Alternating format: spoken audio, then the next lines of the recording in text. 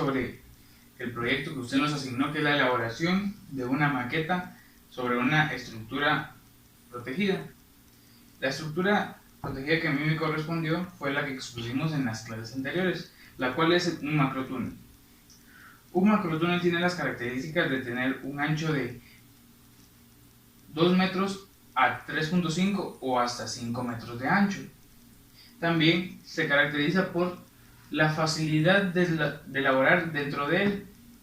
Por ejemplo, también tiene la característica de que es de 2.5 a 3 metros de altura. Puede ser menor. Lo mínimo que puede alcanzar de altura un macrotúnel es de 1.5 metros. El largo dependerá de las demandas o la necesidad del agricultor.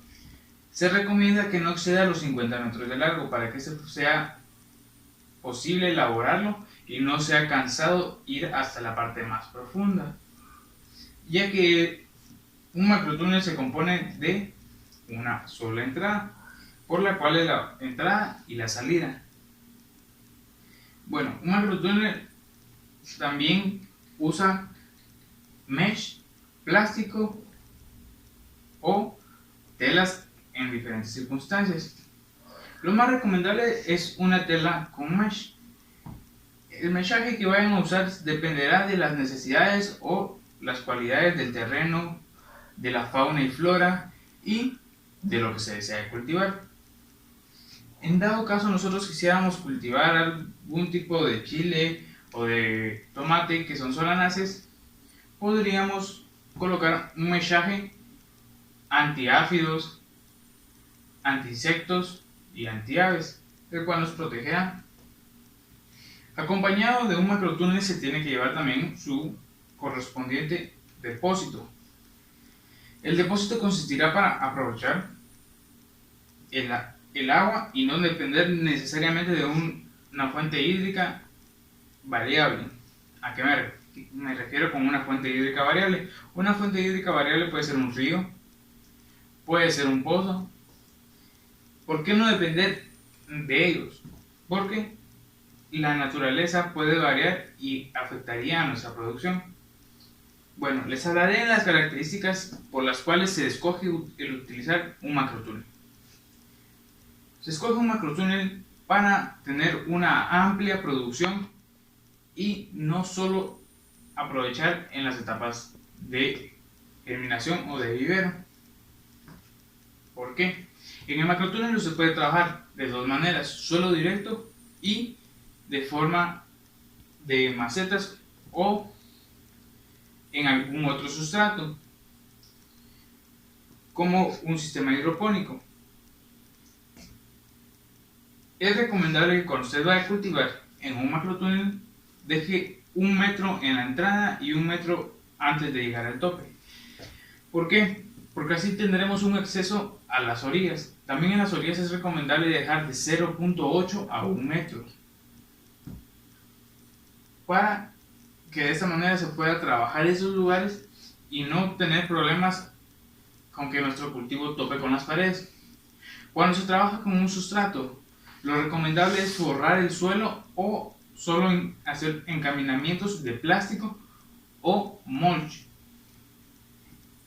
¿Para qué se hace esto? Para evitar la proliferación de plantas, hongos, bacterias y microorganismos, ya que cuando se usa un sustrato distinto al suelo, no nos conviene que se vea afectado nuestro cultivo o nuestro sustrato por los componentes ya mencionados.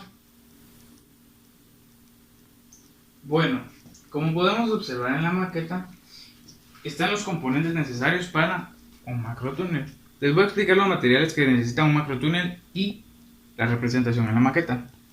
Un macrotúnel necesita de tela, plástico o una tela con meshaje, la cual está representada con esta tela que es como una tela con malla. También es necesario que se tenga una puerta o una entrada. Usualmente estos macrotúneles no tienen definida la entrada, pero en este caso se la quise definir porque los más actuales ya están definidos. Bueno, un macrotúnel necesita una estructura. En este caso lo conformé con una botella de plástico para que tuviera esa firmeza, ya que un macrotúnel en la vida real sería visto de manera con hierro o con tubos de acero galvanizado.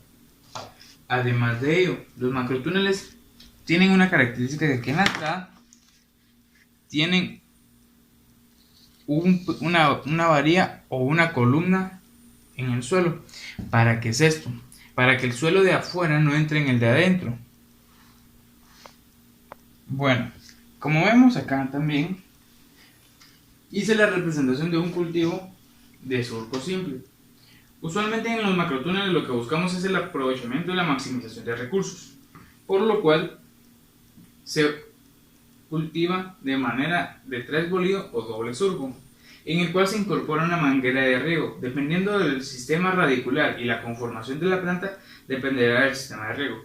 Los sistemas de riego más utilizados en macrotúneles son por microaspersión, por goteo y por nebulización, lo cual consiste en generar una atmósfera húmeda para el cultivo. Como pudimos observar en varios lugares donde hemos ido de visita en nuestro transcurso como estudiantes de la Facultad de Agronomía, Vejo es una de las empresas que utiliza macrotúneles para cultivar en sistemas hidropónicos, como lo pudimos observar con la lechuga. Bueno, de esta manera es como se compone un macrotúnel. Los materiales en vida real que se necesitarían para crear un macrotúnel serían madera o hierro, en dado caso que hicieran cemento para hacer un encaminamiento, pita o alambre y el mechaje. Por supuesto, tubería para el sistema de riego y un rotoplas.